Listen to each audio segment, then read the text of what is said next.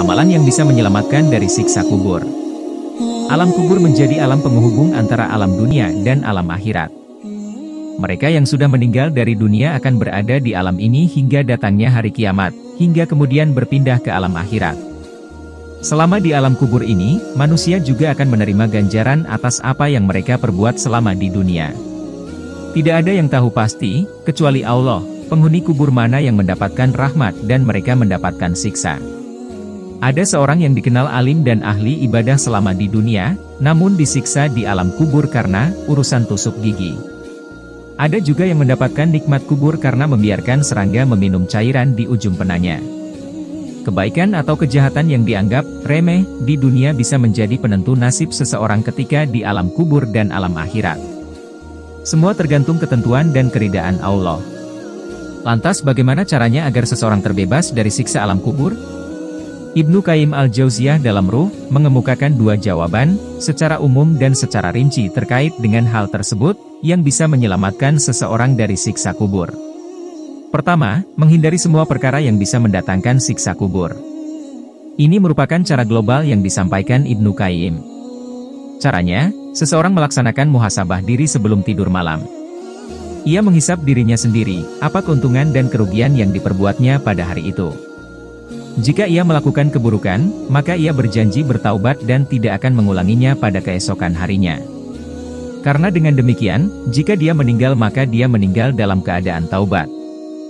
Jika dia masih hidup keesokan harinya, maka ia memiliki kesempatan untuk melakukan apa yang belum diperbuatnya sebelum menghadap Allah.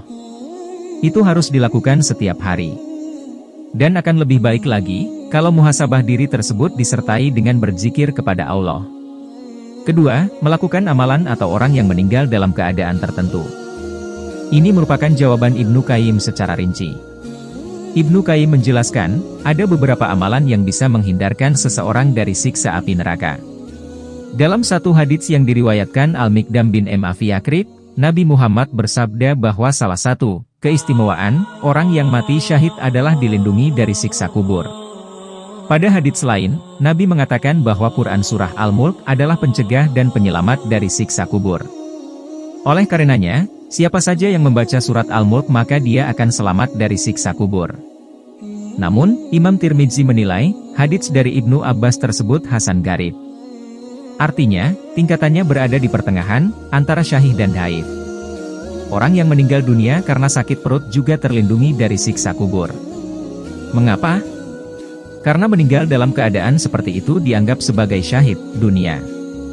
Hal ini sesuai dengan keterangan hadits dari Abu Hurairah, seperti yang tertera dalam Sunan Ibnu Majah. Begitupun dengan seorang muslim yang meninggal dunia pada hari Jumat. Allah akan melindunginya dari ujian kubur. Di samping itu, ada beberapa amalan yang bisa menyelamatkan seseorang dari siksa di alam barzah. Di antaranya zikir kepada Allah, sholat, puasa bulan Ramadan, haji dan umrah, sedekah, menjalin silaturahmi, melaksanakan amar ma'ruf nahi munkar, berharap dan berprasangka baik kepada Allah.